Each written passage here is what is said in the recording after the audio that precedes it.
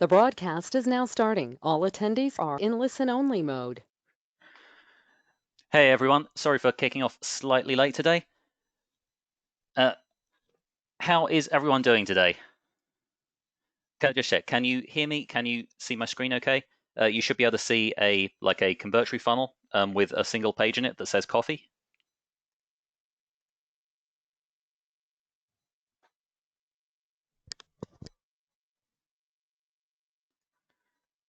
Okay, might have some sound. Oh no, we've got I think we've got the sound back. Okay, good. I was a little bit worried there for a second. Okay, hello Anthony, hello Avi, hello Jean, hello everyone else. How are we all doing?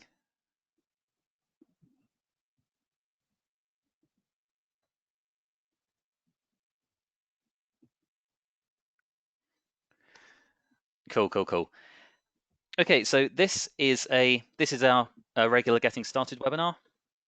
We haven't done one of these for a few weeks because the last one we had a bit of a technical hitch, which meant we weren't able to run the call. It's got fixed, like we're all fine now, but yeah, we weren't able to run that last one. So if you were registered on that, I do apologize. I hope you are able to make this one. Regardless, as always, these calls are recorded. They're going to go into our knowledge base. So you'll be able to like review the recording at any point you want, and indeed you can review the recordings of like all the ones we've done in the past as well. So just quickly introduce myself. I'm Neil. I'm one of the co-founders of Convertri. If you go to our About Us page, which you can see here, I am the one in this rather charming red hat. And with me for his very first call this time, we are also joined by Dan Rahilly. Dan is one of our support team. If you've contacted the support desk or if you've been in the Facebook group at all, you might have seen him around. He is here. Hi everyone, hope you're all doing well.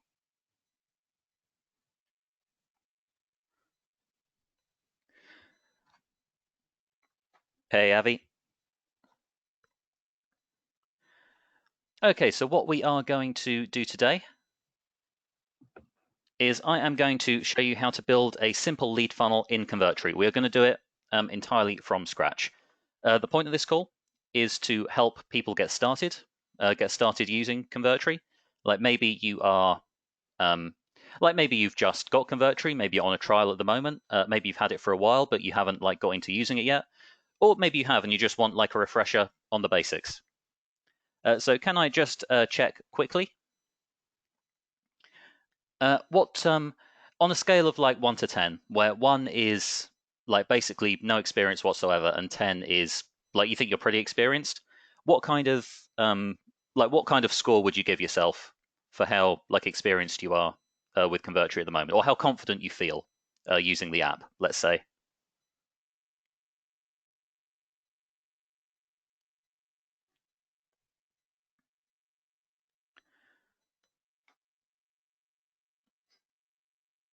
Cool. I can see a 2. I can see a 5. I've seen them with a 7. 4.5 from John. That is extremely precise.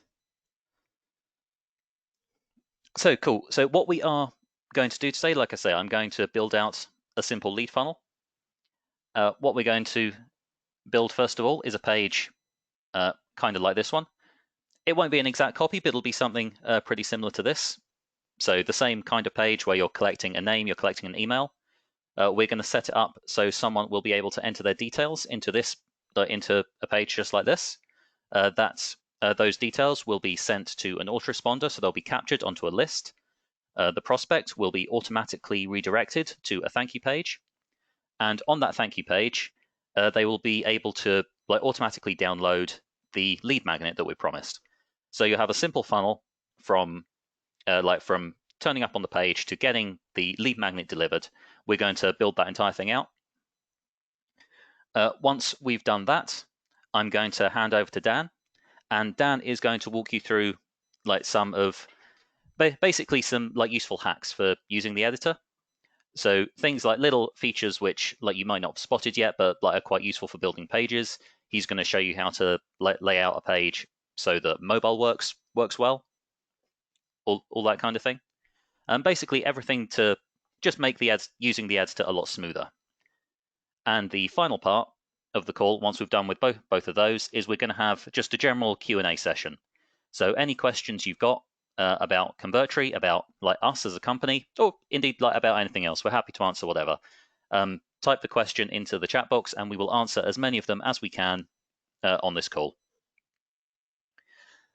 I'm going to be keeping an eye on the question box as well while we're doing the demonstration. So if you've got like any questions about what you're seeing at the time, like if you're not sure why I've done a particular thing, if there's something I've done that you'd like me to show you how to do again, like please do feel free to drop the question in the chat.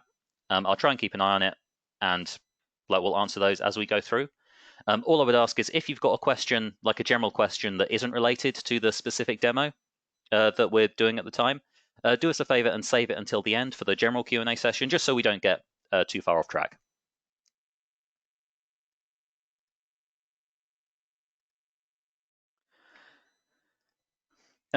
Avi is got a question already asking, can you show us how to build a mobile site before the desktop? That is not really something that Convertri set up for.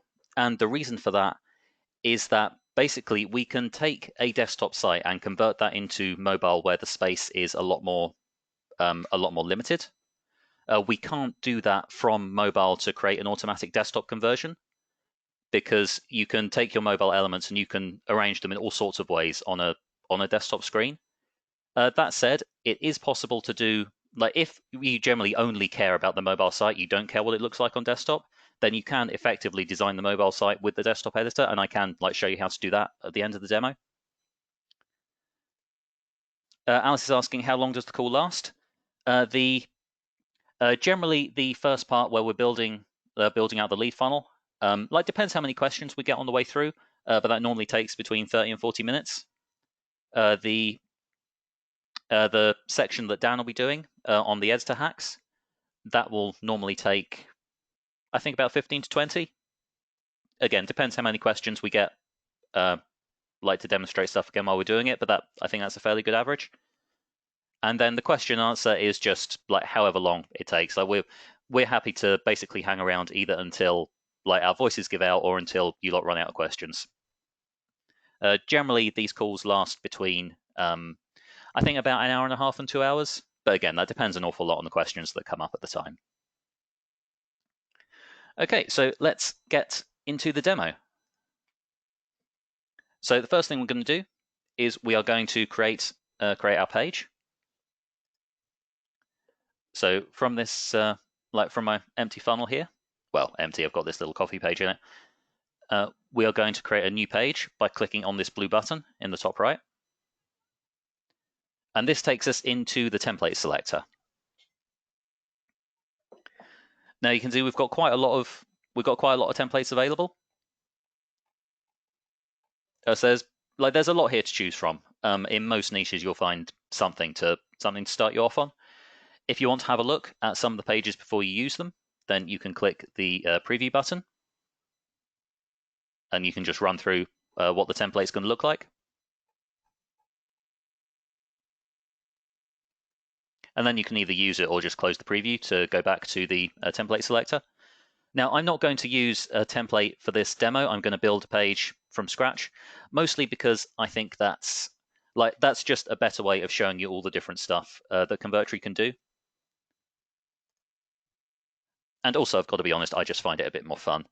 So we're going to title the page, we'll call it opt-in.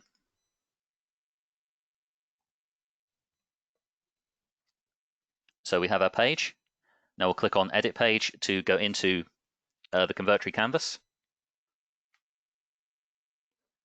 So this is our editor.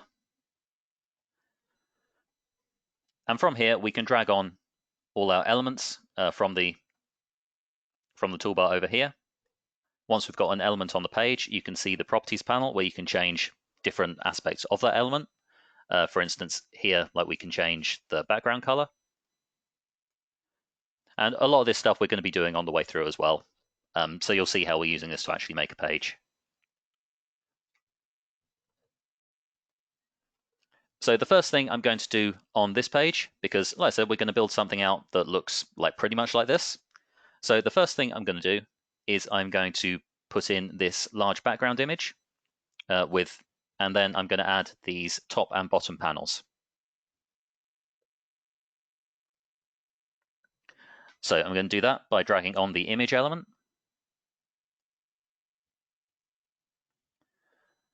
Now you can see I've got this image in my media gallery already because I've used it in past demonstrations. What I'm actually going to do though is I'm going to delete that just so I can show you how the upload process works. Like if you've got one of your own images. You don't have to use your own images. You can also use Pixabay. We have an integration for that. So if we go to search Pixabay from the media gallery, we can type in pretty much anything we want in the search box here. So if we type in, let's type in bird, then you can see we come up with a lot of rather nice pictures. All the material from Pixabay is public domain, and a lot of it is very high quality. It's a very good site. I use it an awful lot, which is one reason we integrated it. However, in this case, I'm going to take an image that I've already downloaded from the computer. I'm just going to take my file and I'm going to drag it on to the media gallery, and you can see it's now uploading. And this is in fact also a Pixabay image. That's where I got it in the first place. The reason that I downloaded it and now I'm uploading it here is because if you download direct from the website, you can get a rather higher resolution. Like the Pixabay API limits you to 1920 by I think 1280 in terms of size for your image, and in most cases that's absolutely fine. You won't need any more. But because this is a big background image, I've actually gone to the Pixabay site. I've downloaded the highest resolution they've got, which I think is 5,000 by 3,000 pixels, and I'm going to use this one instead. Now, normally you wouldn't want an image this big on your website because it's this is. Let's just position this properly. You wouldn't want an image this big on the website because this image is like 5 megabytes. You don't want someone trying to download all that. But because Convertri automatically does an awful lot of optimization, it means you can use the highest quality images you can find and not worry about the speed. You'll see when we go to the live version of this page when we've got it built, it's just going to load like absolute lightning, even though the image is huge. So we've got our image on the page. What we're going to do now is make it full width by clicking this button in the Quick Actions toolbar. And now I'm just going to increase the top and bottom margin so it looks kind of like how I want. And I could, if I was out to clone the page precisely, then I could take the actual size of this image, the vertical size, and enter that as a precise value. But I'm not going to do that. I'm just adjusting roughly by eye, so I can see what I want. So I see if I maybe I want a bit more of the woman on the page, I can drag that down. If I decide maybe I don't want it so tall, I want a bit less, I can just move it up again. In this case, I think that will look fine. The next thing we're going to do is we're going to add the top and bottom panels. For that, we are going to use the panel element, again from the elements toolbar. We'll just go drag that on.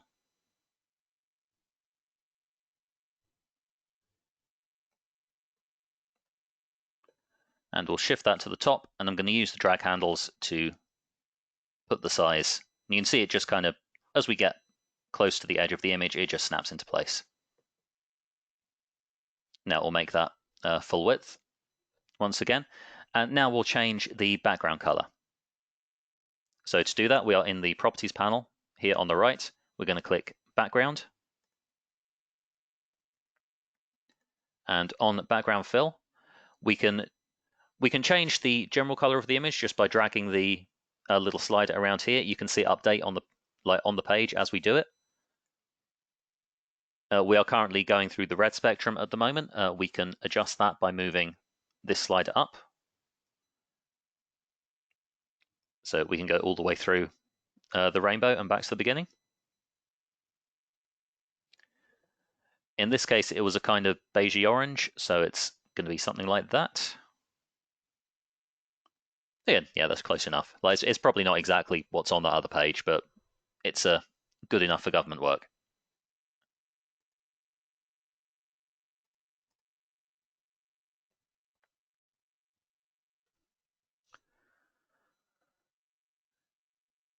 Avi's asking, how do you find the original size of the picture you're copying so you can get the exact dimensions? For that, you would want to use something like a Google Chrome plugin. There's plenty of plugins out there. Mostly, there's definitely some free ones. I think you can also get paid if you want like extra features. But for measuring like precise dimensions of objects on websites, designers use them quite a lot to like get an idea for layout. I don't actually have one of those on my browser at the moment, but I do have quite a useful color picker one, which is quite useful for finding like the exact shade. So if you wanted like a precise color that you'd found, like if we were looking to like mimic this exactly, then I could use the color picker plugin I've got here, find the RGB values of this bar, and then just enter these directly into Convertri here.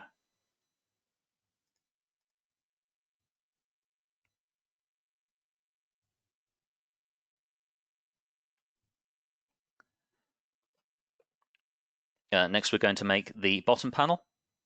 And to do that, I don't want to like go through like finding the exact same color again. So what I'm going to do is just clone this panel by clicking the clone button up here, again on the quick actions toolbar.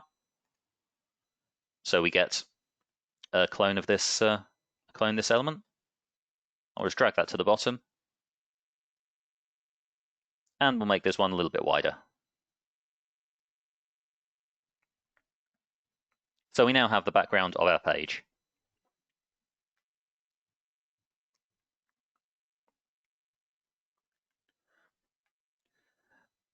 Charles is asking, can you pick a color from the background? I assume by that you mean like directly from the Convertri editor. We don't have like a color picker tool built into the Convertri editor itself, but again, these like this color picker plugin, which again is an entirely free one, Colorzilla it's called, that will work in the Convertri editor just like it'll work everywhere else. So if you wanted, for instance, like if we wanted to match to say the shade of her hair, then we could use the color picker. We can go over like this bit of the website, we can see what reading it gives, and then just use those values entered in the background fill value here.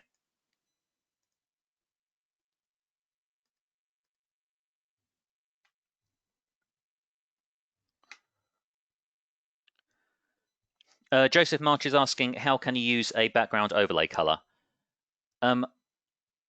If you mean how do you like change the color of the general page background, if that isn't what you mean, then like please do like enter, like let me know, correct me. But if that's what you mean, you can change the page background by clicking on the page menu up here, and you see in this visual styling tab there is a background color option. So we can change that just like we can change the background color of any other element. And you can see the whole canvas changes to the new color at that point.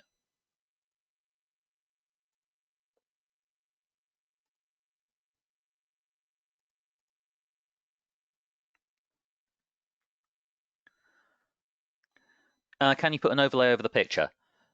Yes, you can. You can add a panel over the top.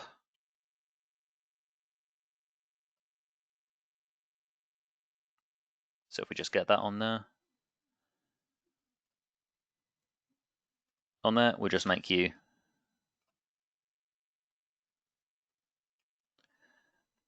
full width. What I'm going to do here is, again, I'll go to background color for this element, and we'll change that to let's have it as just plain white, and then we can adjust the transparency using this slider on the right. So we can drag that all the way down. You can see transparency goes to 0, so it's as if it's not there. And you can adjust the transparency up, so you can. So it depends how much of the image you want coming through. This is actually an effect we use quite a lot on our own sites. So just get rid of that panel. If we go to, again, the Convertri website, we'll just go to the home page. Then you can see we've got this background video with, again, this overlay over the top. In this case, a black one, so you can see the white text just that much better.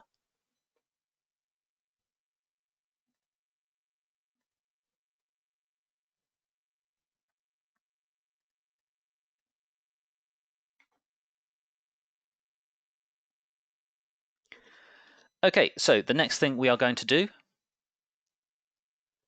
is we are going to make this panel with all the content in it. So first thing to do is we're going to just take another panel element, we'll drag that on the page, and we'll just get that roughly right. Okay, at the moment, I'm not worrying too much at all about like precise sizes or precise positions. I'm just getting all my elements on the page, and then we will adjust them all to look how we want at the end. That's generally, I find, the far easier way of doing it. Just bear with me while I take a sip of coffee.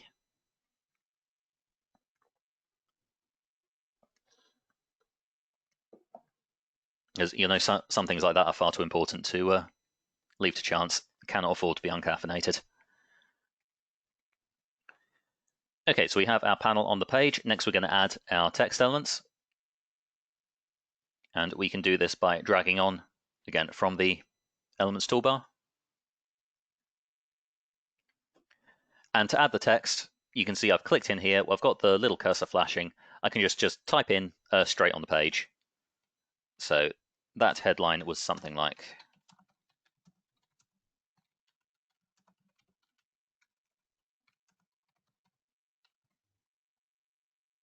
and you'll see this here works just like Word does. And we'll have another one for the body text.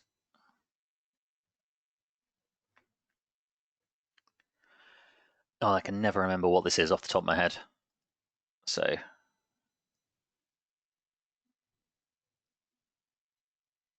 okay, yeah. I mean, I could just copy and paste this in, but one day I will actually remember it properly. Keep trying to train myself. So find it hard to stick to a diet.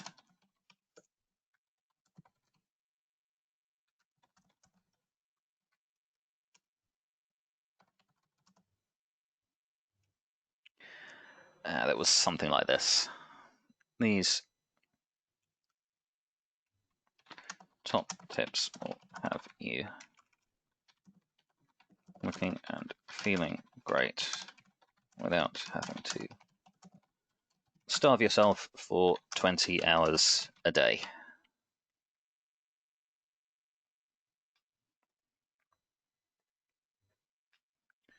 Okay, and now we have a little bit more text we need to put on there because we've got like the anti-spam text above and below the form.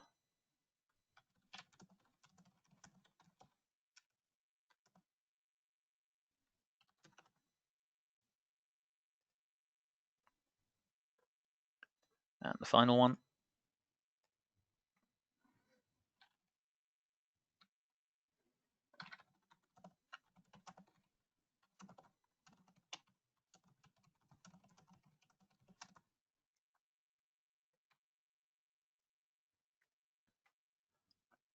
Now, obviously at the moment, that text like that looks a bit rubbish compared to the stuff on our like example page, which looks quite nice. So the next thing we're going to do is change the font and change the look of that text. Now you can do this like with each text box individually. You see now we are like clicked into this text box. We can highlight the text and you can change the font. You can change the font size. You can change the color. We've got formatting like bold, italic, underline, so on. So that's all possible here. But I prefer to do this using default styles rather than do it element by element. And the reason for that is if you use our default styles feature, you can change all the text on the page at once. So let me just show you how to set that up. We'll go into the page menu. And the second tab on here you can see is default text styles. So we'll click that.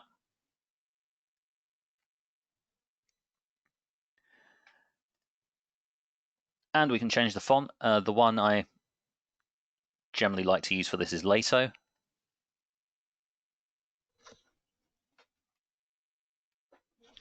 We'll leave the font size at 16, but I am going to up the line spacing quite a lot. I'm going to up that to 1.8.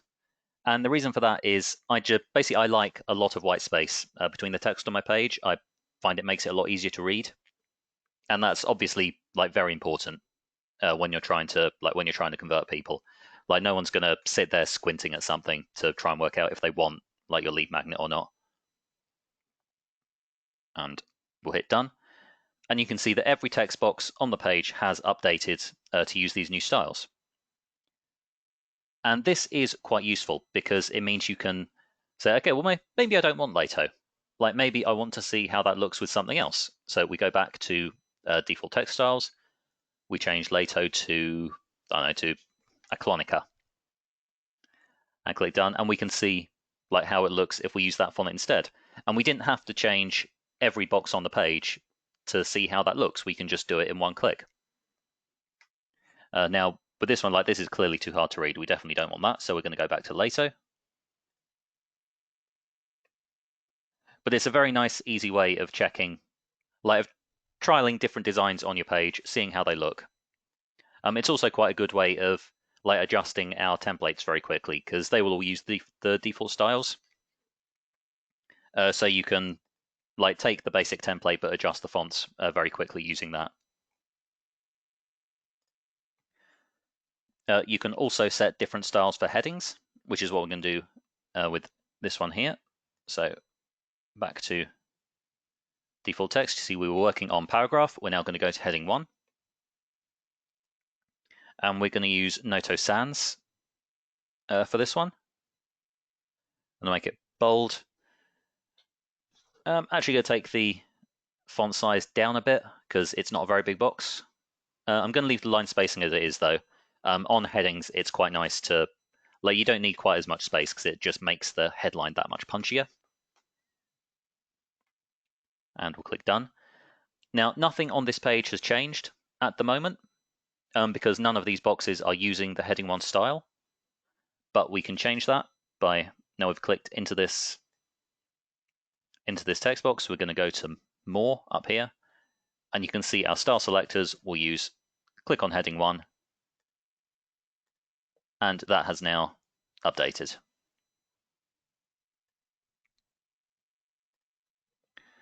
And the final thing we need to do with these sizes is we need to take down the size of this text. And I'm going to make that, I think, 12.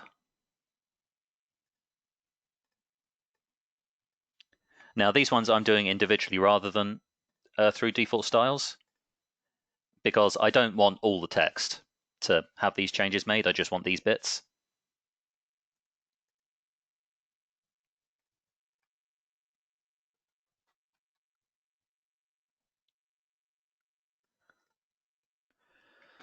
Okay, Alice is asking, what would be the pros and cons to use a full width image rather than an image in the background? An image in the background it's a bit more fixed, like it's because a full width image is dependent on the size of the screen. You can't guarantee exactly what bit of the image is being shown. Like you can get a pretty good idea. Like it's certainly an image this size, it's not going to change that much, but it will change a bit. Like if someone's using a smaller monitor, as opposed to like a larger one, whereas like you won't get that with an image set on page background. However, I prefer using full width as opposed to a page background image because we can do a lot more speed optimizations on a full width image. One of the key parts of the speed optimization that we do is working out the precise size of the element that's needed on the page. When an image is set to page background, we can't do that because that's dependent on the size of the monitor. So we have to like load the full thing and then scale it like at the user's end. There's no way around that. And when we're using like a big high resolution image like this one, that means like they're loading a very big image. It can cause some delays, which is why like I prefer to use the full width version, because that way like we know the precise size, we can serve just like the exact thing, and it's an awful lot faster. Kevin is asking, does Control-Z work in the editor? It does. Let's just move that up there. I'm going to hit Command-Z because I'm on a Mac, and it goes back. There's also the undo button up here in the top left, which does the exact same thing.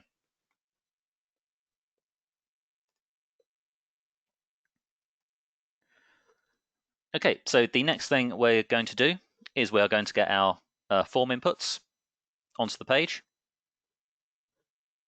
Let's move you down, make a bit of space.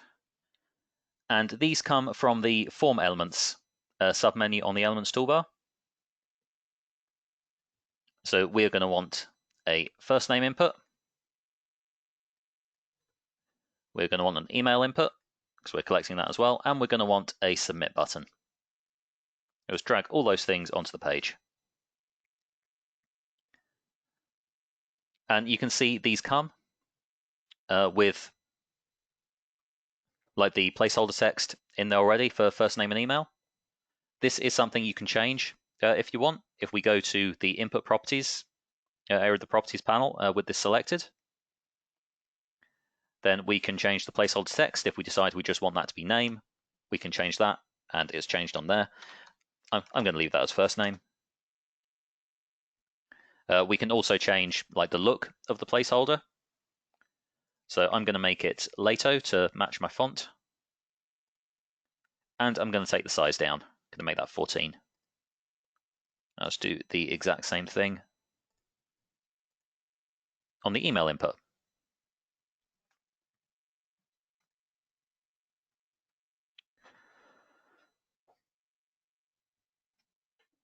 Right, so now what we want to do is get these elements all aligned properly.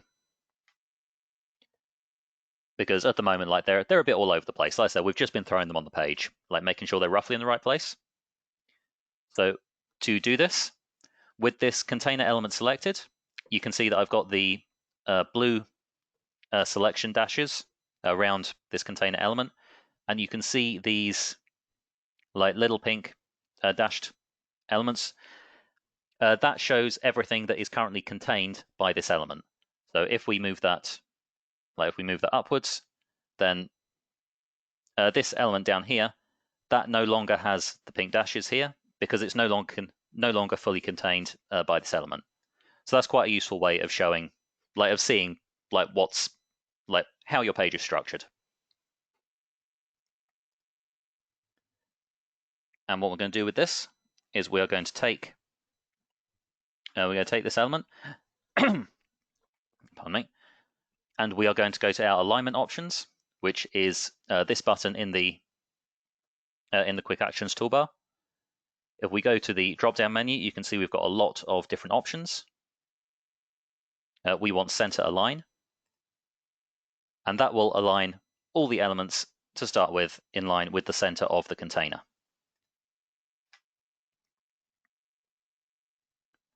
Now, this still isn't perfect. We don't really want the form spaced out quite like that. So what I'm going to do on this is, first of all, I'm going to move the submit button up a bit. Let's say about there. Because what I'm doing here is I'm just positioning, making sure the top element of the form, so the first name, and the bottom element, so the submit button, are about where I want them in relation to each other. Then I'm going to multi-select all three elements of the form. And to do this, I'm holding down the Shift button and I'm clicking on each one. And you can see we now have all three of those selected. Alice, I think you were asking something about multi-select earlier. So that is that's how you do it. Just hold down the Shift button and click the different elements. And now we're going to go back to the alignment options, and we'll select distribute vertically. This will evenly space all these elements between the first and last. So that's given us a nicely spaced form. And now I'm going to multi-select all these again, and I'm also going to select the enter your best email, and I'm going to use the arrow keys on my keyboard to just do some fine adjustments and move them down just so there's a little bit more space between the body text and the form. So maybe like that. And again, at the moment, this is entirely by eye. We'll do the same thing with the spam text. We'll just move that upwards. And I could, if I wanted, I could still use the alignment options to space these things evenly, but I don't really want these ones evenly spaced.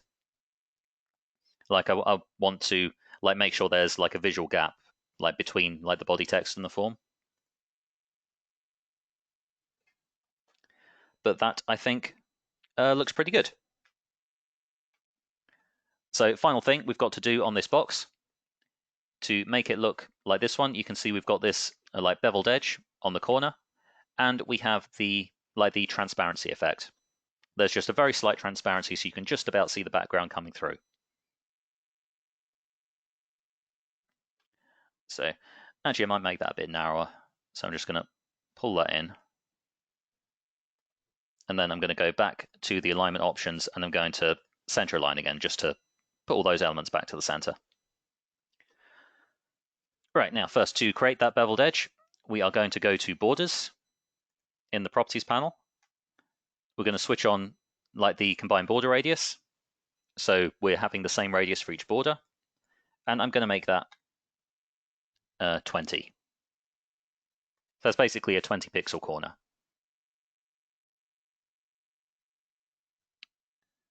And now we'll change the background. And we'll do this just like we were with the overlay last time, or when I was showing you how to do that.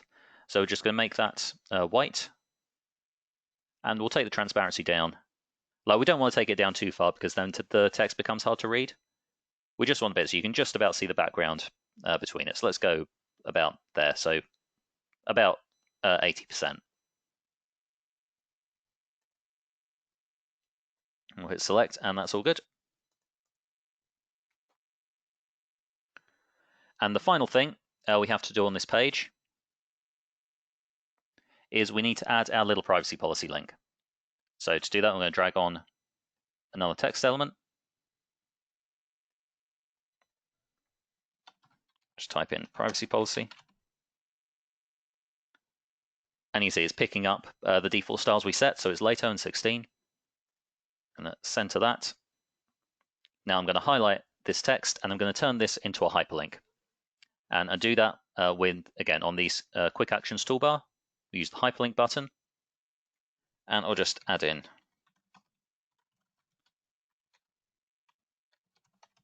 Now I'm using the Convertri privacy policy for this demo. Obviously, if you were building a page, you would use your own. And I'm also going to switch on open a new tab, because I don't if someone clicks the privacy policy, I don't want it to be taken away from the page. I want it to open and them to have the page to come back to. So we'll save that. And that is the desktop version of our page pretty much done. All we have to do now is have a look at the mobile version.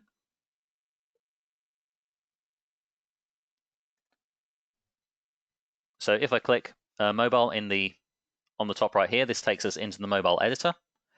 And this is the automatic mobile version that Convertri will create for this page.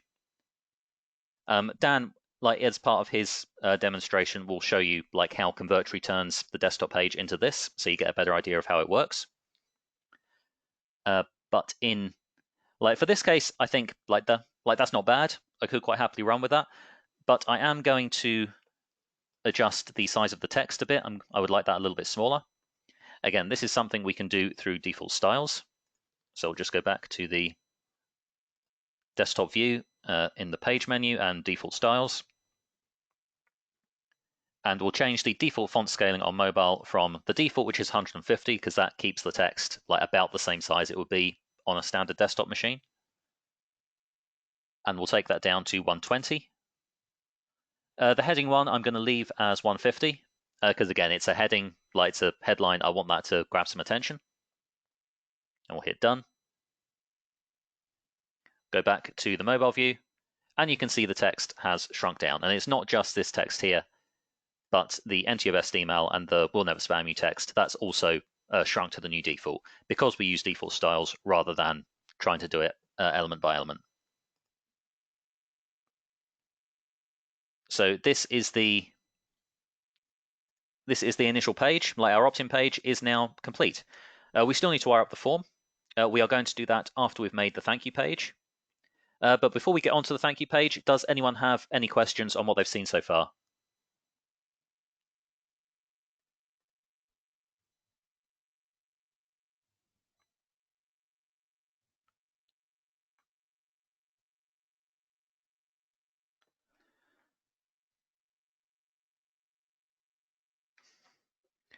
Alice is asking, is it possible to select multiple elements and automatically set them all up to an identical width?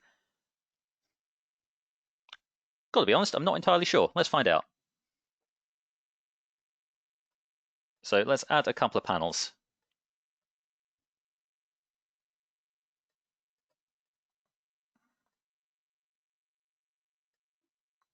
And we'll multi-select those. And we'll go to the properties panel. Let's go to positioning. Does Convertri let us change this stuff? I'm not honestly sure if it does or not.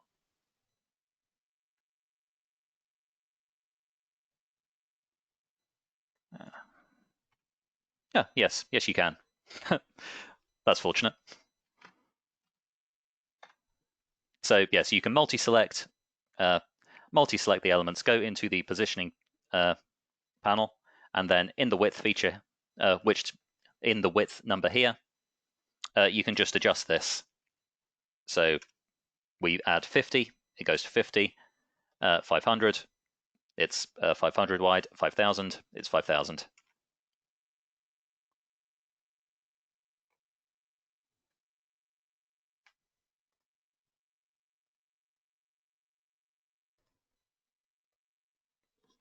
So that's the thing with Convertri, you learn something new every day, even like when you founded the company.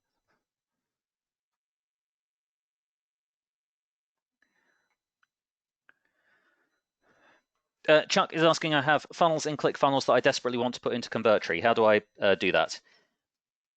The easiest way is probably to use our page importer. That will basically, you can give it a URL of any pages that you own, and that will create like a pretty good copy of these pages like in the Convertri editor. So they're fairly easy to transfer over.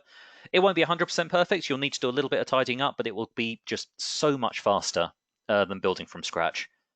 Alternatively, if you don't mind like paying someone to do it for you, you can put a job post in the Facebook group. There's quite a lot of people who like build pages in Convertri for other people in there. So there's likely to be plenty of people in there who are like happy to take that.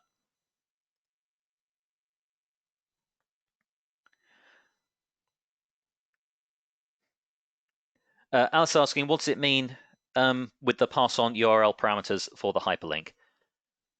Basically, this will pass on any query string details that have come in through to the page. This is often used if you're running ads to a page, like you might add a query string to like signal what ad someone came to your page from.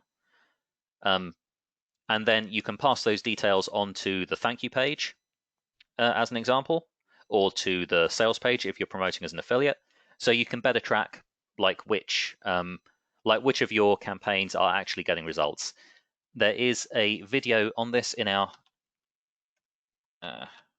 knowledge base.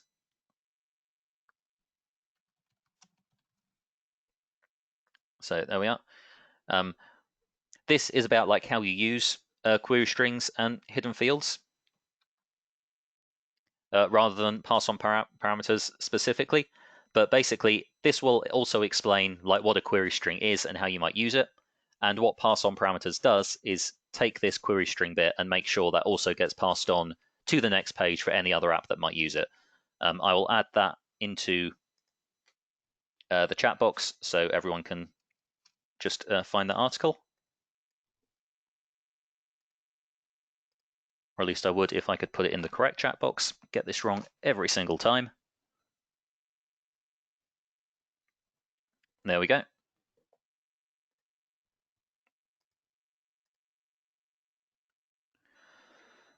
Vita's asking, if a company doesn't have a privacy policy, where's a good place for them to get one? There are plenty of templates available on the internet. Either there's plenty available for free. There's some others which are pretty good, which are like a fairly small amount.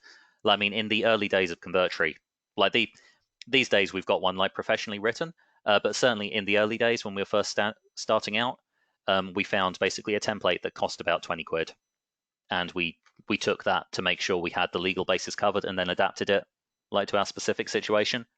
It didn't take very long, like half an hour. So there's plenty of places out there to do that.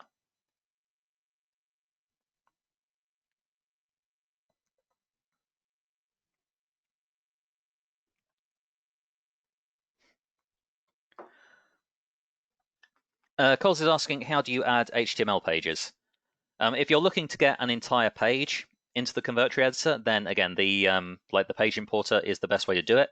If you just want a bit of HTML code on your page, then we have a custom HTML element that you can just drag on again from the Elements toolbar. Once that's on your page, you can click Edit HTML in the Properties panel and just enter your code in there. And that will just take that block of code and add it to your page.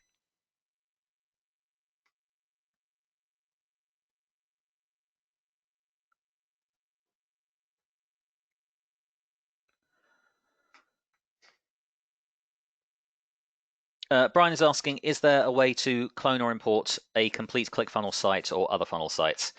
The page importer will do an individual page. You will need to do it one page at a time.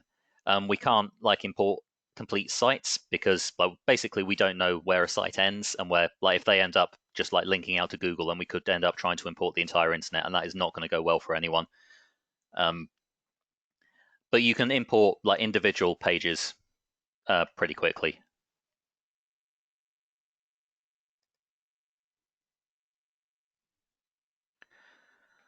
Joseph is asking, is there a feature to add a shape divider? We have some fairly basic dividers in the More Elements section. You've got some horizontal and vertical lines you can use for page divisors. We don't have any fancy ones in there, but if you've got an image file, then you can just import that as an image element. I think quite a lot of people do that on Convertri pages.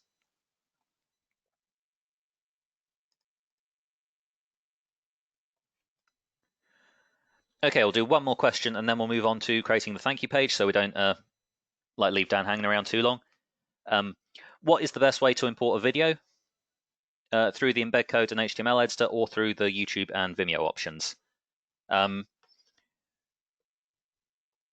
Basically, if you're using YouTube, Wistia, or Vimeo for hosting your video, then it's definitely better to use the built-in elements for those, just because they're these are things we've specifically built to get these videos onto your pages.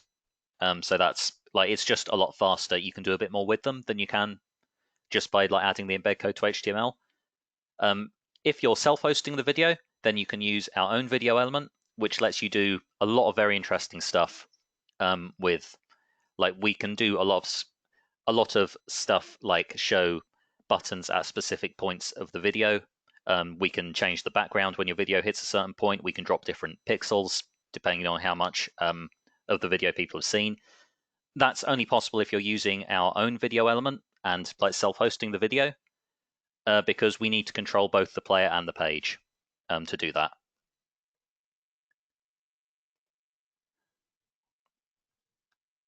Okay, so let's sort out the thank you page. So first of all, we'll just save this one. And again, not going to publish it yet. I'll publish it at the end once the form is wired up. We'll go back to our funnel.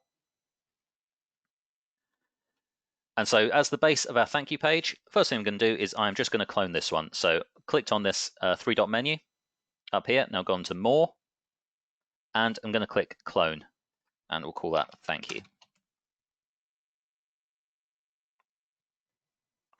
So we'll just stick that in there, hit Edit Page, and you see we've got a complete clone of the page here. Now, the reason I've done this is firstly to speed things up a bit, and also to show you how the clone page feature works. But also, it's often a very good idea when you're building a funnel like this to give your prospects some amount of congruency, like so they know they've been sent to basically a page in the same funnel. They've not been directed off somewhere random. It's related. It's entirely legit.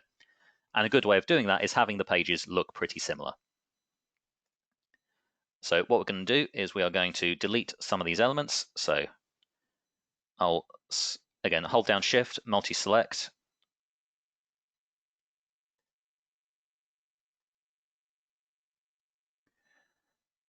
Yeah, those are ones we don't need. So I'm just going to hit backspace. We'll get rid of them. And we'll just change the text here.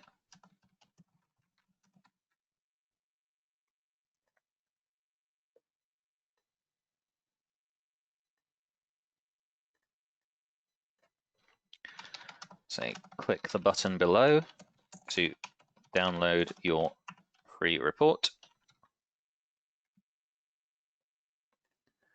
Now I'll just shift that button up and shrink the little panel as well. And you can see as I'm coming up, you can see the snap line moving to the center of that central element. So that's got them like all nice and centered. And we'll move you like down here. Again, line you up about with the center of that background image.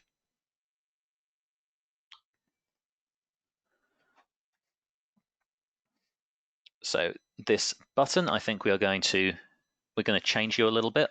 We are going to change the label to download now. I'm going to change the font on you. I'm going to make you Noto.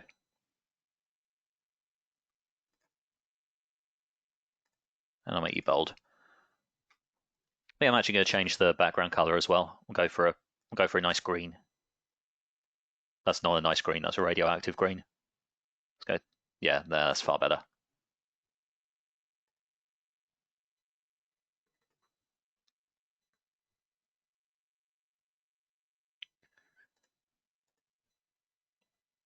Okay. And we'll need to connect the button to our download. But before I do that, I'm going to quickly check the mobile view. So in this case, you can see Convertri's done the same thing, like arranging all these elements. But because there's just so few elements on this page, it's come out quite small. And I would rather have it like a bit bigger. So what I'm going to do is I'm just going to rearrange this. I'm just going to move that privacy policy box down. Going to extend the background there. I'm going to move this around a bit. And just so you can see, I'm editing this mobile page here. Like Convertri gives you like an automatic version, but you don't have to use it. You can change it however you want.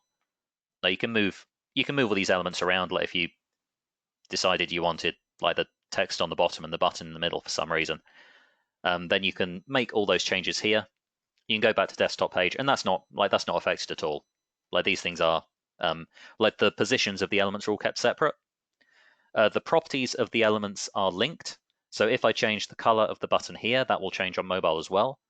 But I can change the position on this page. I can change the position on mobile, and the other version is not affected.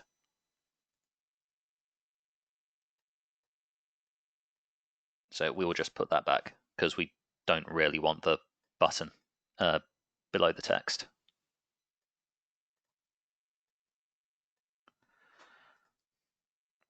So, yep, we'll do that. Actually, maybe we'll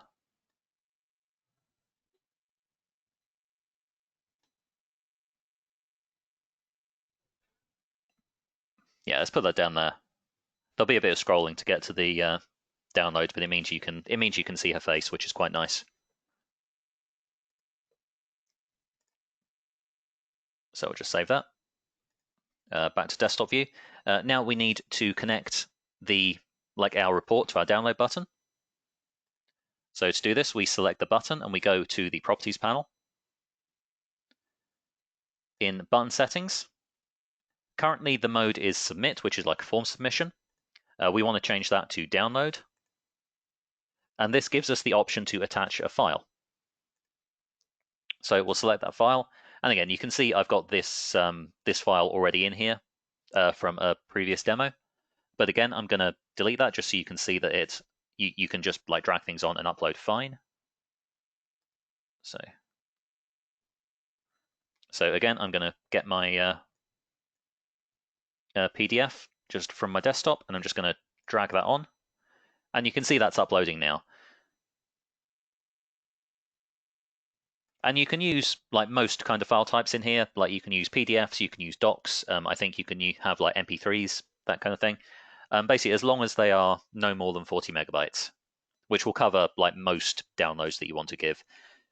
You can use bigger downloads if you want, but then you'll just need to stick the file on S3 or some hosting service like that, and then attach the link to the button rather than do it through Convertri's system. So we will select that file, and you see that is now attached. So when someone clicks the download button, that file will be downloaded onto their computer. And we'll save that and we will publish. And we'll stick that at demo1/thank you. And we'll hit the publish button. And this page is now live. We can click on view page. You can see that's live on the internet at the moment. Like you can go have a look at it if you want. And that is all in there and fine. So final thing we're going to do is we are going to go back to our opt-in page and we are going to connect the form, and we're going to get that published as well. And then we will have the full funnel live. Taking a little bit longer than the 40 minutes I said, but not too much.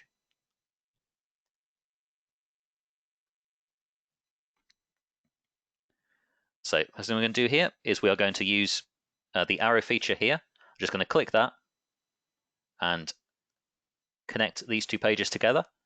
And what this does is tells Convertri that when someone like opts in on this page, we probably want them to go to this one. So it'll provide like the URL of this page when you've published it as like a default option for any thank you page you're setting up over here.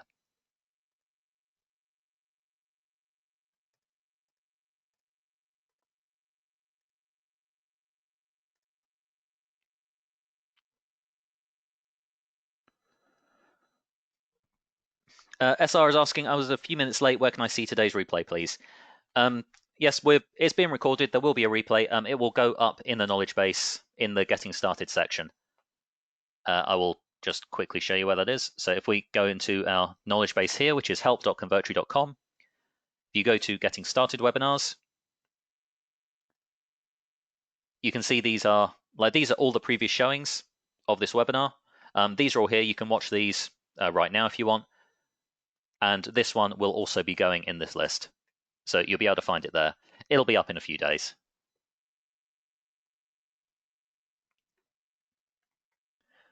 So back to our opt-in page. What we need to do now is connect the form. So we're going to go to the Forms button. And we are going to connect an Autoresponder via an API. Now I'm going to go with Mailchimp because that's the one that I've got connected to this account. The process is the same for pretty much all of these though.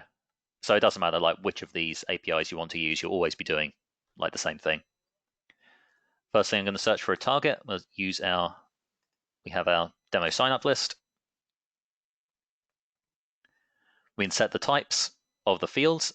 Now this is basically saying these are the fields I have created, like in this autoresponder list.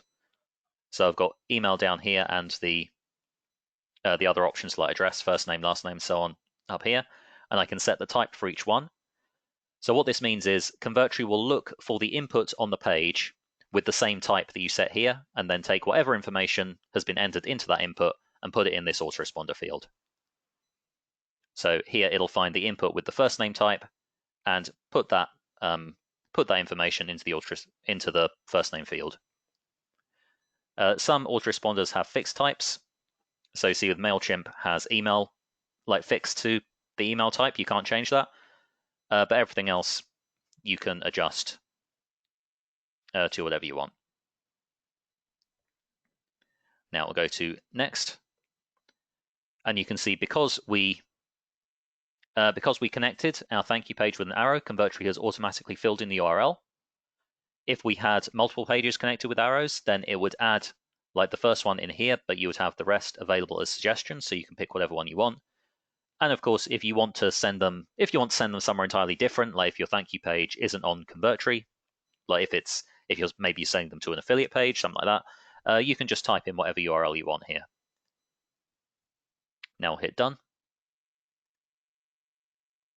And now I'll just check the types of these fields. So with the field selected, we'll go to form field settings and check that, yep, first name has the correct first name type. Email has the correct email type. And email is required.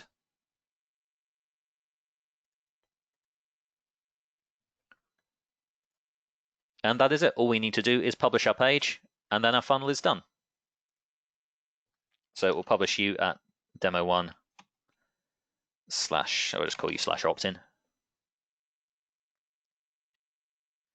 And see, all I'm doing here is entering the path. It automatically adds my neil.convertri.com domain, so you don't have to enter the whole thing. We'll hit publish on that. View page. And again, you can see the page is live. That image I was talking about earlier, it's a 5-6 megabyte image, but because of the optimizations, you saw how fast that loaded there. And that is our complete funnel live. You can come to this page, you can opt in. Your details will be added to that demo list we set up in Mailchimp. You'll be directed to the thank you page, and then you'll be able to download the lead magnet. So that is the full funnel entirely complete.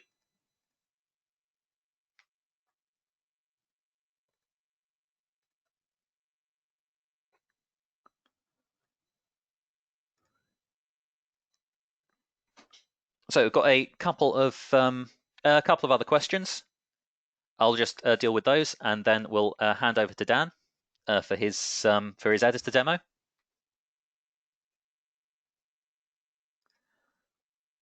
So first question is, can you please explain what the layers are for? So layers are basically adding, another layer effectively to your page. If we click layers here, we can let's add one of our pre-made ones. So you can do whatever you want on a layer. A fairly frequent option is to do something like this, where your form is on a layer and you just have a button on the page and you set the button to show the layer. You can also use them for checkout forms. You can use them to show hidden elements. There's quite a lot of, basically only limited by your imagination here.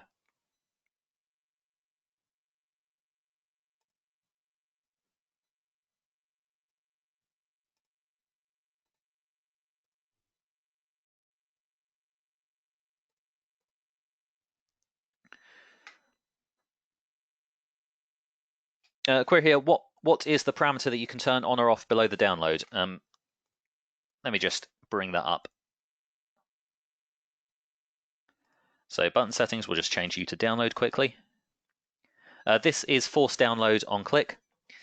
Basically what this does is some browsers will automatically, rather than downloading something like a PDF, if that's the kind of file you've got, they will open it in the browser. Now I don't mind that, to be honest. I'm quite happy for that to be the way people get it, because they've got a download button when that happens as well. But some people prefer that not to happen, they prefer the download to be automatic, to be forced when someone clicks rather than opening there. And in that case, if you switch that on, then that will force the download to happen. So it won't open in a browser, even if the browser supports it. It will just be downloaded onto the prospect's computer. Okay, final question before we hand over is, how do you handle the hidden fields through the API for tracking purposes? This is, oh, whoops, I should put that back to a submit type. So you can deal with these through query strings. In fact, that help desk article that I put in the chat a little while ago, that is actually what that's about, explaining how to do that. But basically, if we just go to our list, we could, like if we wanted to enter information via like into a hidden field, we could add, let's say we want to add it into the add source here. We can change this to query string and then enter the query string parameter that we're using. So let's put in no source. So if someone came to this page with a query string that was along the lines of like source equals add1, when they entered the form, add1 would be taken from that query string and entered into the add source field in the autoresponder. Someone wouldn't need to, like, you wouldn't need to have an input on the page for it. It would just be taken like in the back end and entered that way. So you could track again what source your opt-ins were coming from. And that's a very quick overview, but that article I added in the chat box a little while ago goes into a bit more detail.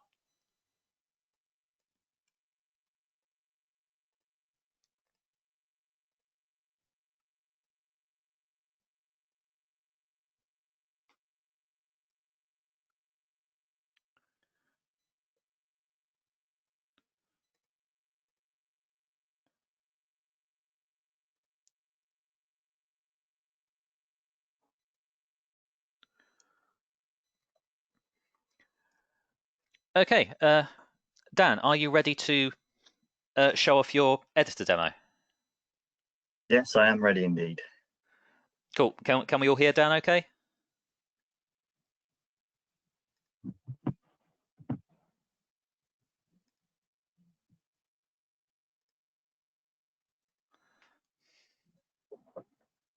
Yep, cool.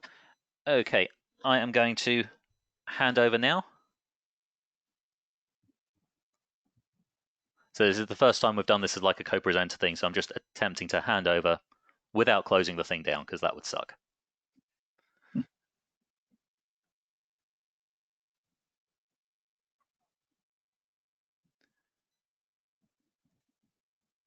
Brian's asking if I should say something. So hello, Brian. Can you hear me okay?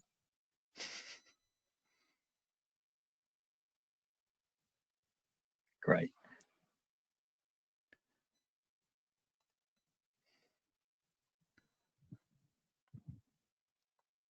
And everyone should be able to see my screen now.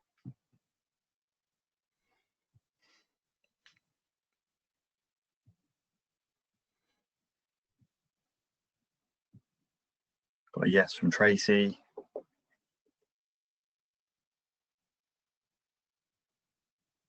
Great. Okay, so let's jump into this then.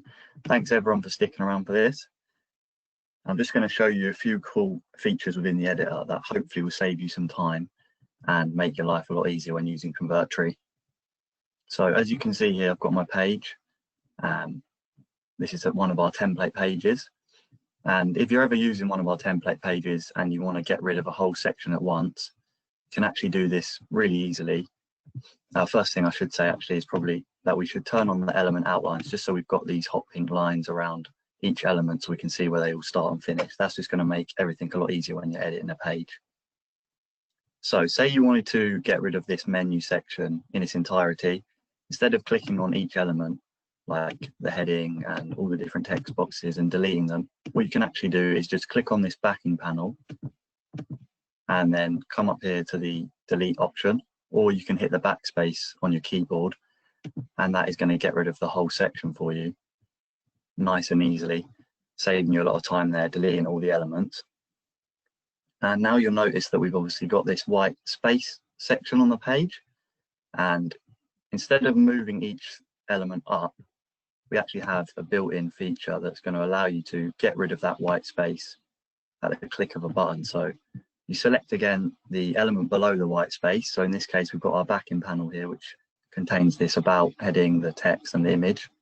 and then you come to the item here, remove the white space above, and you'll see that it snapped it up to the nearest element above it.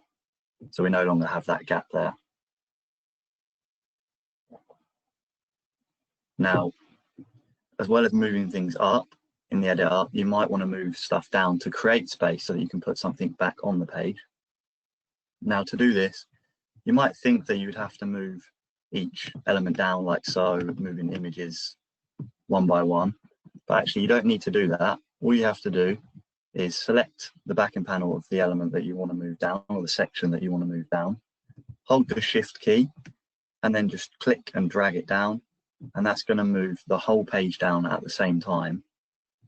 That way you don't need to move each element along individually, so it's nice and easy to just push everything down the page, creating a bit of space if you do want to add anything to one of the template pages.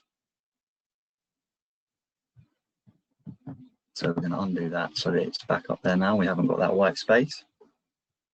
And then we've got a nice quick keyboard shortcut to show you. So you'll have seen Neil using the clone button up here earlier. What you can also do is click Alt and just drag when you've selected your element, and that's going to clone it as so. So you can see here we've got now 3 duplicates of those pictures, and that's with the Alt and drag. So similar to Shift click and drag down, but with the Alt key, and it's going to create some duplicate elements for you. So while we're down here on this testimonial section, we can also get in the alignments tool again. So I'm going to show you how you can just align all these images so they're nice and neat within this panel. So we're going to add the backing panel, make it all the way across, and then send it to the back.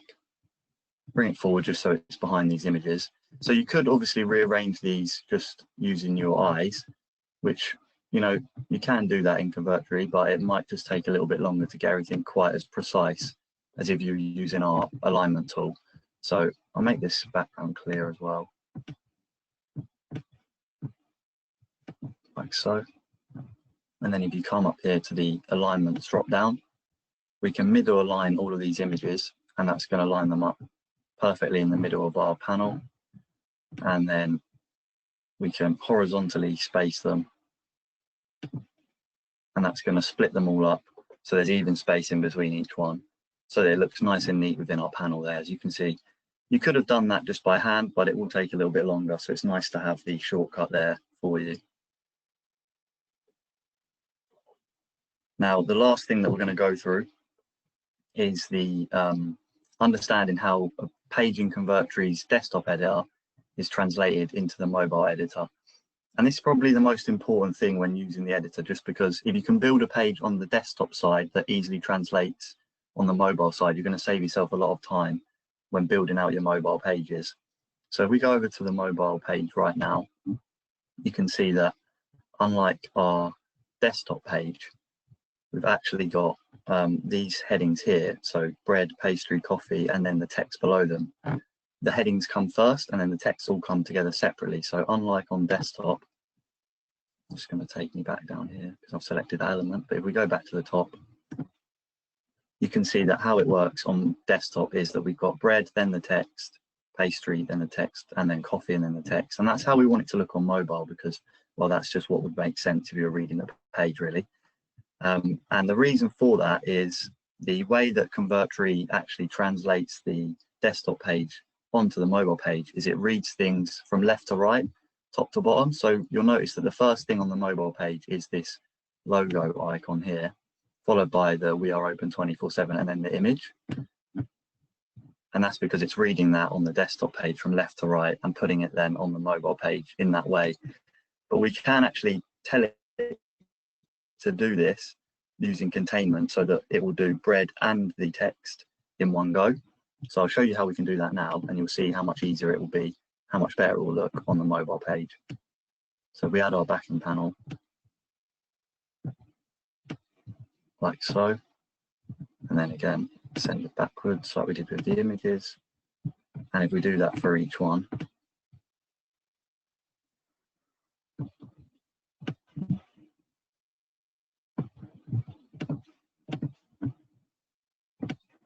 what that's going to do is when the mobile algorithm is reading the page, it's going to hit the panel and it's going to count everything that's contained within the panel as one element, and that's going to allow it to mobilize a lot better and a lot easier.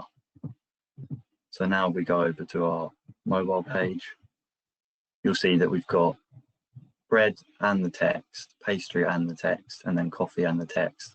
And that just makes everything look a lot better on mobile pages. So that's how you can use containment to actually get around that. And I'll just show you it now again for the social icons.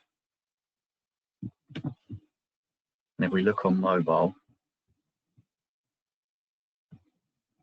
it's got them listed vertically, which, I mean, it doesn't look too bad, but probably going to want them horizontally, like we've got the address here and this text as well, to keep it all looking the same. So similar to the headings that we had down there, we can go down all the way. It should have probably added that at the bottom of the page instead of the top, but we'll bring that down to the bottom now. And if we put this here behind the social icons,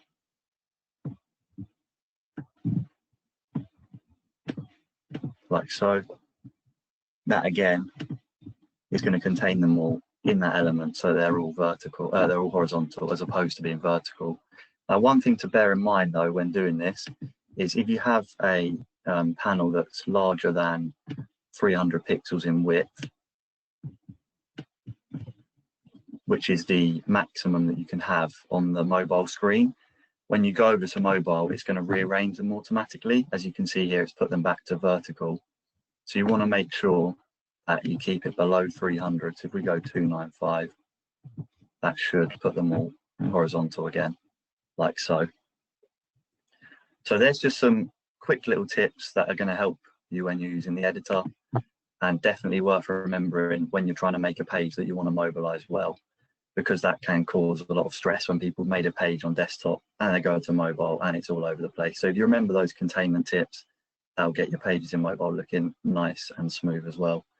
So we're going to go back now and get some questions done. So if I can pass you back to Neil. If I swap my screen.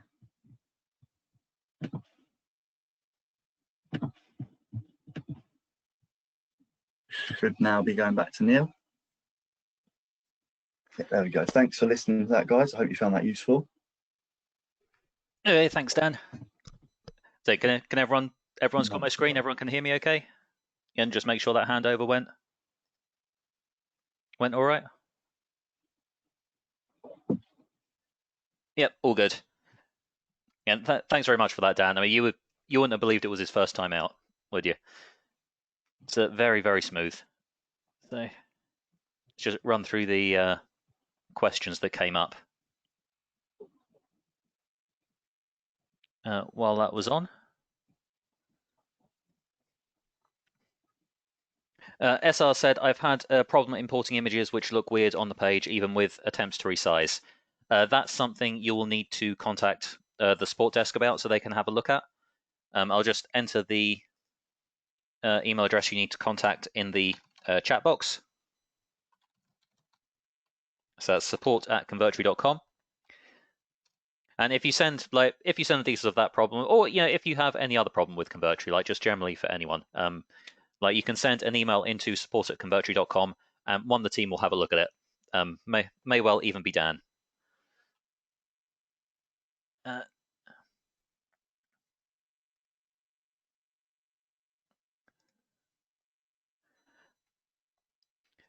Alice is asking, is it possible to create a back button without linking it to a URL, just a simple like return to previous page?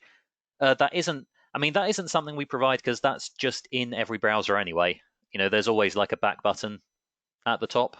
It doesn't seem like that. Doesn't seem particularly worth adding it to the page as well.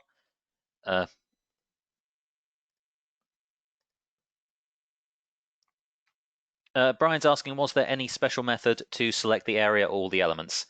There wasn't any particularly special way of doing that. Let's just go into like my little version of the coffee page that's here. Again, if I switch on element outlines. So basically all that Dan was doing for that was selecting the main backing panel. So you can see here, I've just clicked on this backing section. And what we've done, like to build this page, and something I recommend you do when you're building pages as well, because it does make rearranging things an awful lot easier. Like we haven't just put them directly on the canvas, we've put a section panel on there. So, and if I just shift drag this down to get a bit of space. So this is like the empty canvas. And we've put on like a panel.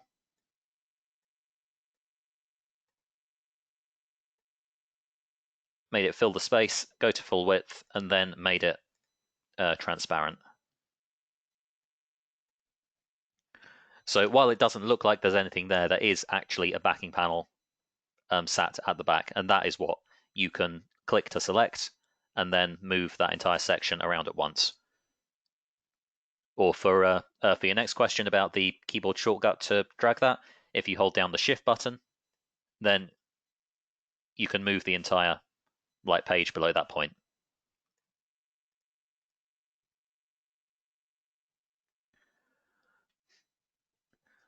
Alice is asking, what is the keyboard shortcut to clone? That is Alt and then drag. So if I select this element here, so I've got this coffee mug, if I hold down the Alt key and then drag the element, then you get a copy.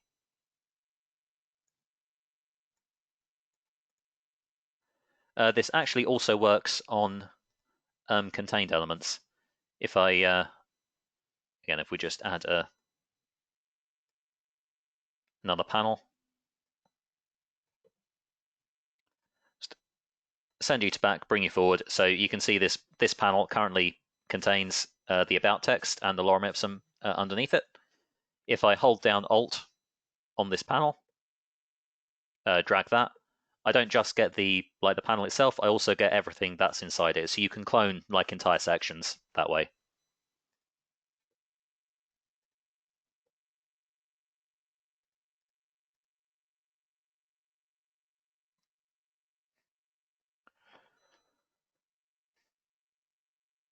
Kevin's asking, why didn't the mobilizer keep the desktop social buttons horizontal? Wouldn't have read them left to right. It did. It absolutely did, but it is basically it's reading them left to right, but then it's adding them individually. So if we just I just get rid of that container panel. So Convertri's mobile editor is coming in. It's reading this element, so it hits the Facebook icon, and it's adding that to the mobile page, and then it's moving on to the next one. So it's moving on to the Pinterest element, but then it's adding it on a new line, effectively, because it's a separate element. That's why they are vertical. But when you have a backing container that is less than 300 pixels wide, so if we put that there, again, I'll just send that to back, bring forward.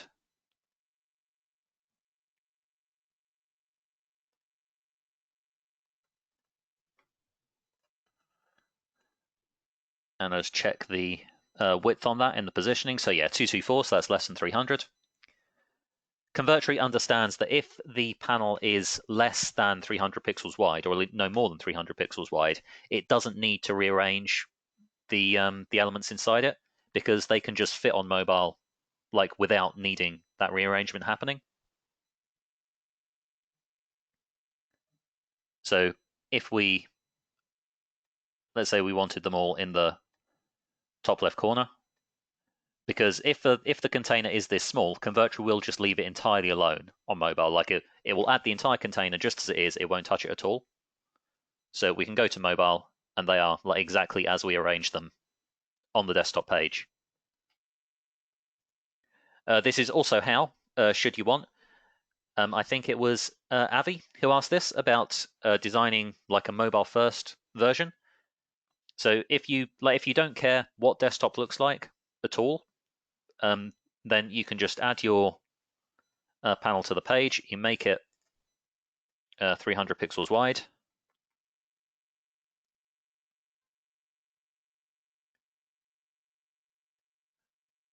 You can add the elements you want, like using the desktop view, you can add your images, you can add your text, you can put them entirely inside this panel, and when you go to the mobile view, it will just look exactly like it does in here.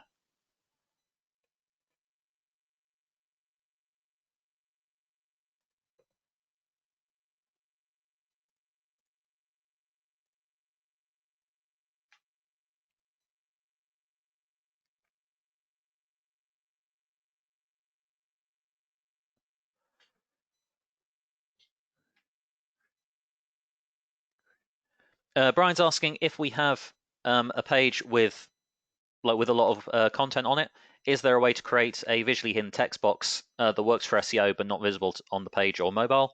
I assume this is for like adding keywords and similar to the page.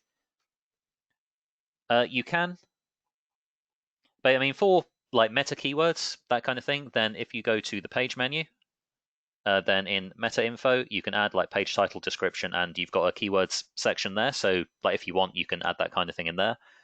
If you do want the text like as text on the page, then you can, if you select this element, then you can see here we've got options for shown on desktop, shown on mobile. You can switch off shown on mobile. So this is now like visible on desktop, but not visible on mobile. You can do it the other way around as well. So it'll be like invisible on desktop, but visible on mobile. If you have them both off, then it basically just won't be shown at all.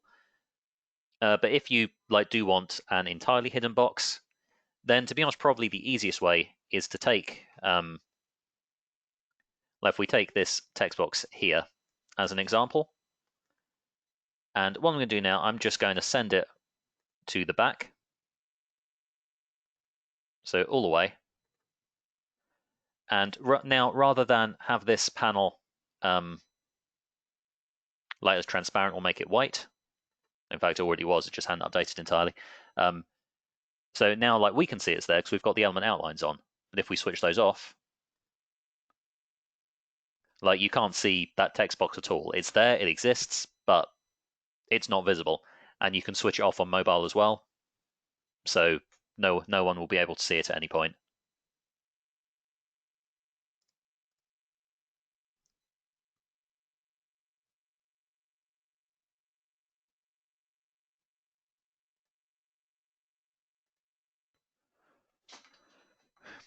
Joseph's asking, will the arrow only work if you've linked the pages through the form before setting up the funnel link?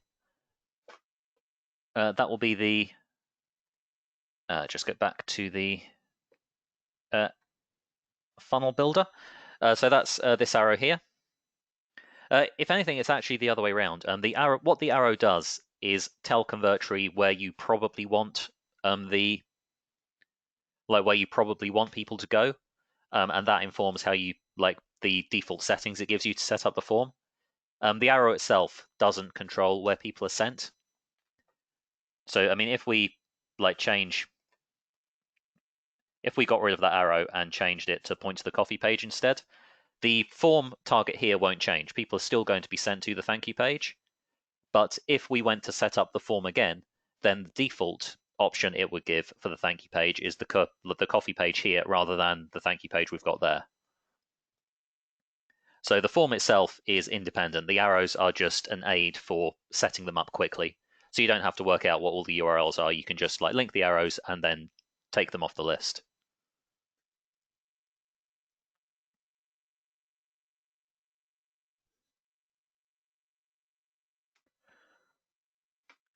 Charles is asking, when will this be available in the knowledge base? Definitely by next Tuesday, probably a bit before that. Usually these go up over the weekend at some point.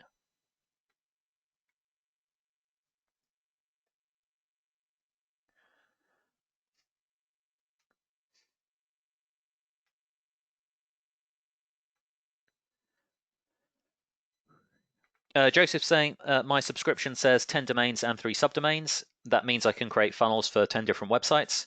Yep, that's correct. That means you can have up to 10 custom domains on your Convertri account.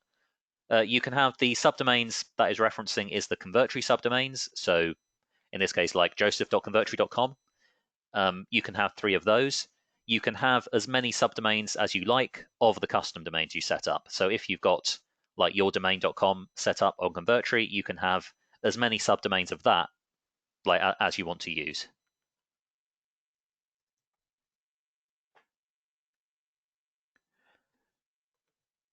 Vita is asking, does the Alt key equal the Command key on Mac?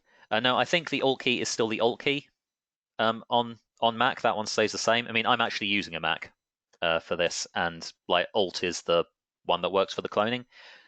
Control generally maps to Command on a Mac.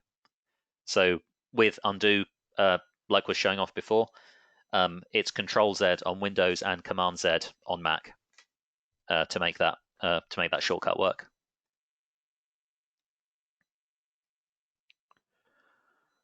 Lillian's asking, can you create and save your own collections? Yes, you can. Let me show you how to do that.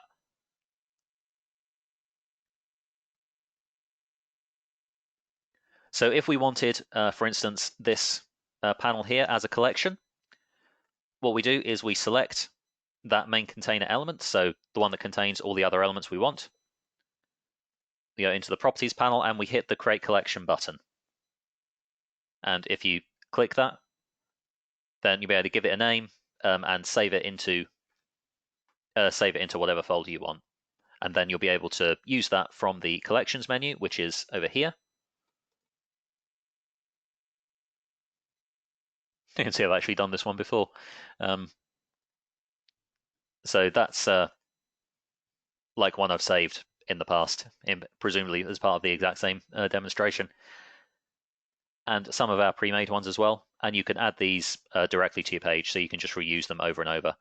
We've also got these like structural collections in here. So if you want like a section of your page with, for instance, a nicely like laid out set of 3 columns, then you can add that straight into your page.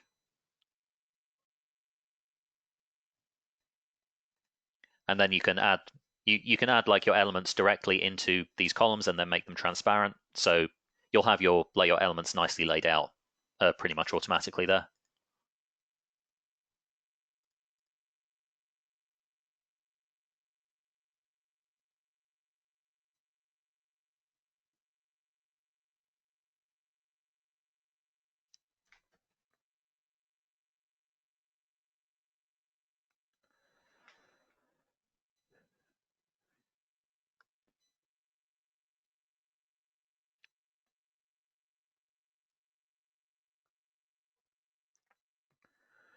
Okay, Alice is asking, how do you clone an element from a page to another page that has a split test going on, and you want to clone the original element only on one specific variant of the split test?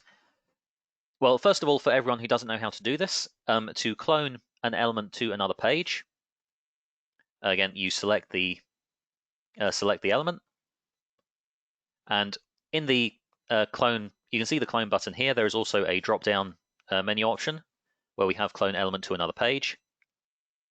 And we can select like the domain, the funnel, and the target page for it to go into. So that's how you clone an element like as a base from one page to another. I believe if the page is running a split test, it will be copied into both variants by default. I don't think you can choose to have it like into just one. But you can go into you can copy it into both variants, and then you can just go into the second page and delete it. The pages will not be updated until you hit the publish button, so you don't have to worry about like affecting a live test by just randomly adding another element to your page. You can go and you can make the changes you want and then publish. So your live pages themselves aren't affected.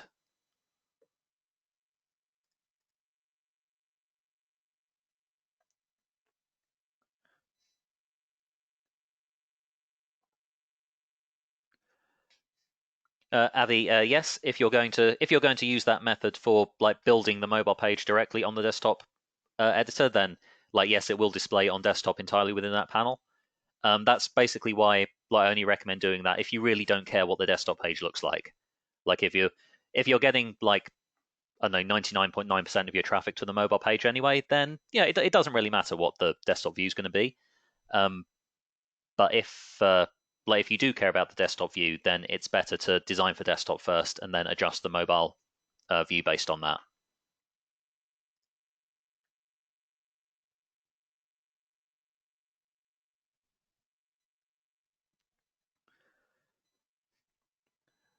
Alice is asking, what is the use of the start and the drag down menu up here next to show desktop on mobile? This lets you have elements on your page that aren't immediately visible. So the options here are like start hidden and visible for the selected element, or start hidden including the contents and start visible including the contents. So in this case, like we might set, say this panel, we could set it to say start hidden including contents, and then this panel would not appear immediately when we publish the page. So if we just save that and publish, now you can see this is there on the page, but it's set to start hidden. So if we go to view page, it's not there. We would need to set that to be revealed a little bit later. So if we change the name of the element to panel, you can type anything you want into the name. It just needs a name to hook the action into. No, that's the wrong one. We'll go to the actions menu and we'll say, like, 2 seconds after the page load, we're going to fade in panel and we're going to include the contained elements. So again, we'll publish that and go to the page. And after a couple of seconds, that fades in. So that's what you would use that menu for hiding elements or sections initially and then having them appear either after a set time or after a user does a set thing.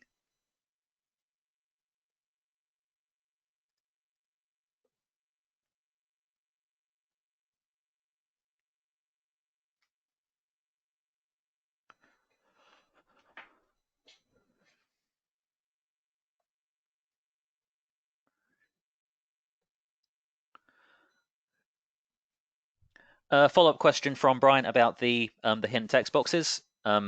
If the box is switched off on mobile, do the search engines still see it?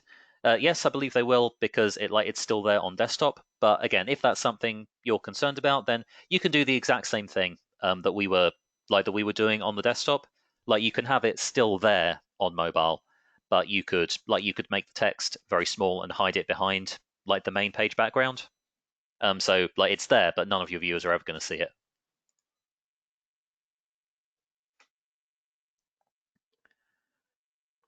SR's asking, can you go over bring forward and go back functions? Yep, so this is about the order of elements on the page. So if we stick a panel on here, let's stick it like over the top of this thing, and we'll just change the background. Just so it's like obvious what we're doing.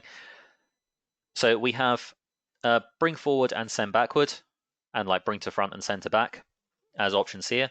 And this changes the vertical order, like effectively of the elements on your page. It changes what one is on top of another. So if we go send backward, you can see it's going down one layer at a time. So keep clicking that. We slowly get more of the text, then it goes behind that main panel, which again, because of the transparency, you can still see a bit. Send backward again.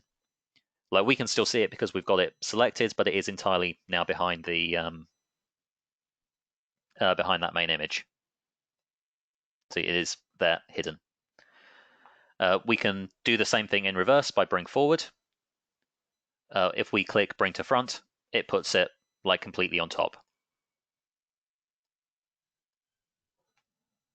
So I hope that answered your question.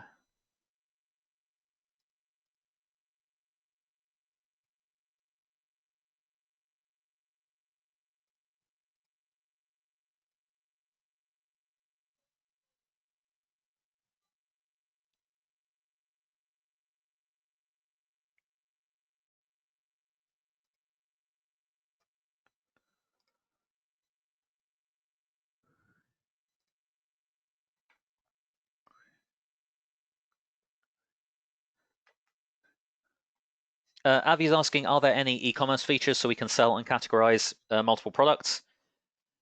We have a cart built in. It's pretty good for digital products. It's not great for physical products at the moment. We're in the process of building a range of upgrades that will make it better in that area. But you can access the cart through this menu here, and you can see there is a little demo product set up here, which apparently I called David Bowie Hunky Dory, presumably because that is the greatest album ever done. Don't at me. And you can set up, say, the prices. You can set it up to be recurring.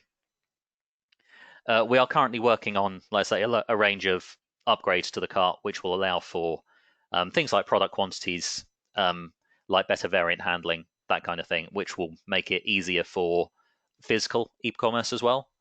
There's no particular delivery date on that yet, but we're actively working on it at the moment.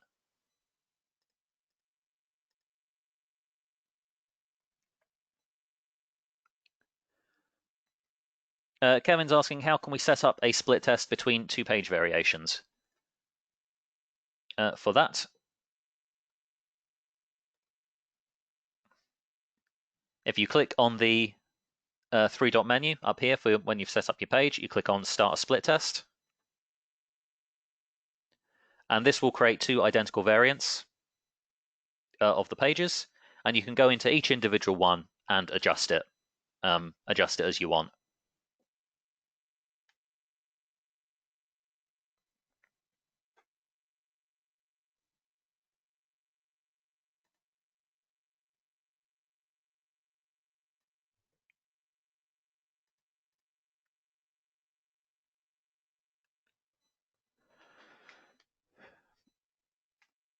Okay, Alice, if the cloned item is only appearing on variant A, then to be honest, you'll probably just need to rebuild it on variant B if that's the one you really want it on.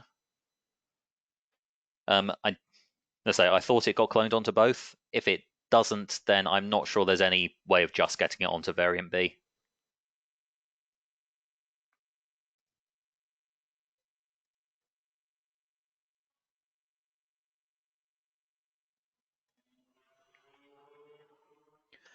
Yes, Armando, there will be a replay. It will go up in the knowledge base along with the others. So if we just nope, that's our website. We don't want that one. So if we go to the knowledge page, which is help.convertri.com, click on the Getting Started webinar section. See, this is where all the previous showings are. So I mean, you can go to one of these at any point and watch them. In any case, but this one will be going in this list as well, probably in the next couple of days.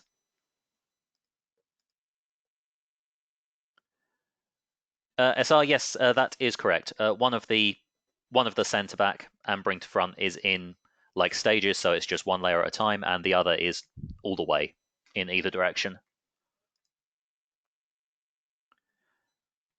Kevin, split test winners are declared basically when you decide they are, when you decide they're won.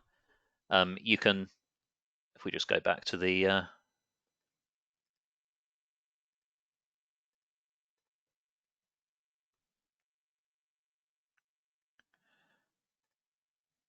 so we'll open when we open the split test, if we go into stop the split test on this 3-dot menu,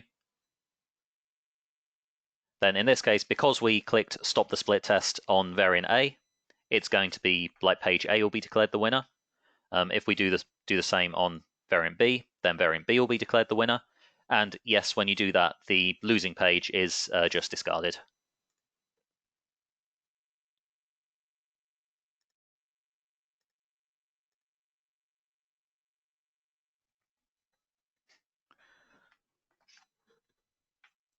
That's absolutely fine, Alice. Being bombarded with questions is what we're here for.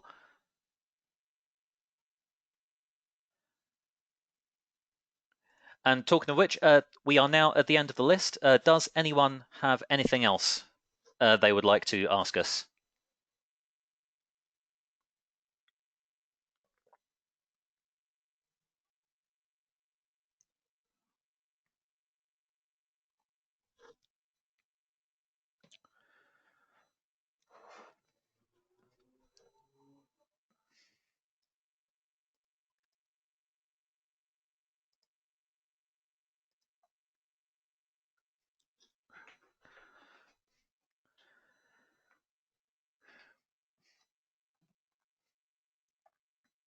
Unfortunately, we don't currently save the loser variants. This is something we have been asked for quite a lot. It's basically when we were first designing Convertri, we were like, no, should we keep the losing pages? And we were like, nah, who's going to want that? Turns out everyone wants that, and it's something that we're going to fix at some point, but we haven't done so yet.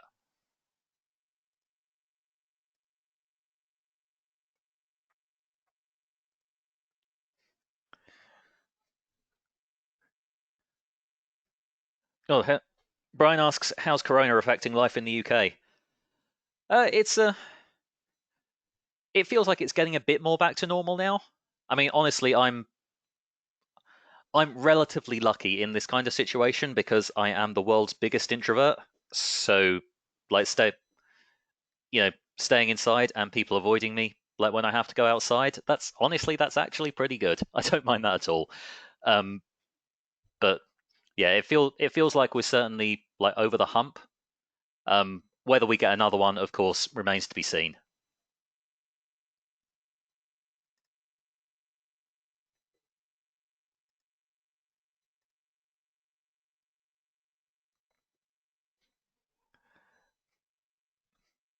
Yes, it might have a vaccine. That is looking quite promising. Despite my massive introversion, I'm quite looking forward to that.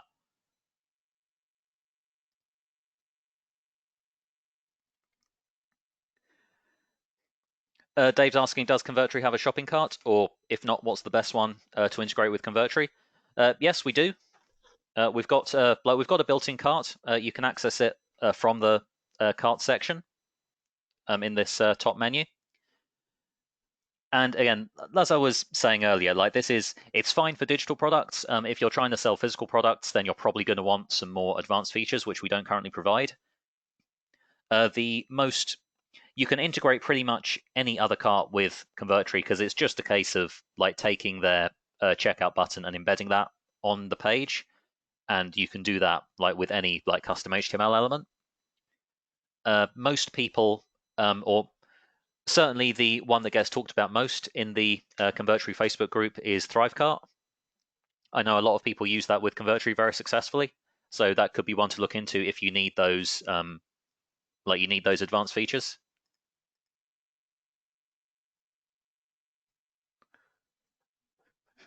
Oh god, Kevin, are there two of us?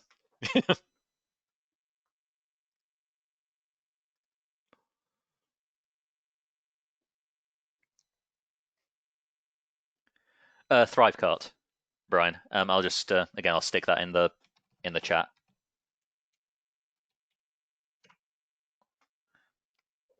That's the one that gets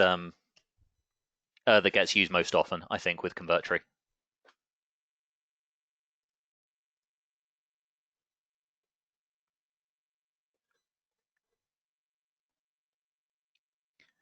Yeah, that's the one.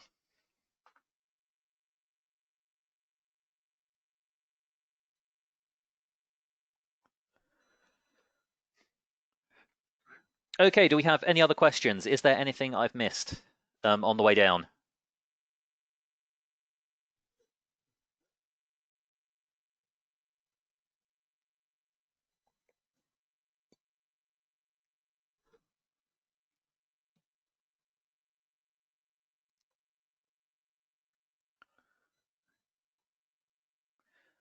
Okay, that looks like it. So thank you very much, everyone, for coming. I hope you found it useful. If you do have any further questions, if you think of anything else, then feel free to come along to the Facebook group, drop your question in there. Let's say I'm in there a lot, Dan's in there a lot, and there's also loads of other Convertri users as well who are all really helpful. So we'll be doing another one of these in a couple of weeks. And until then, stay safe, and I'll see you next time. Thanks, guys.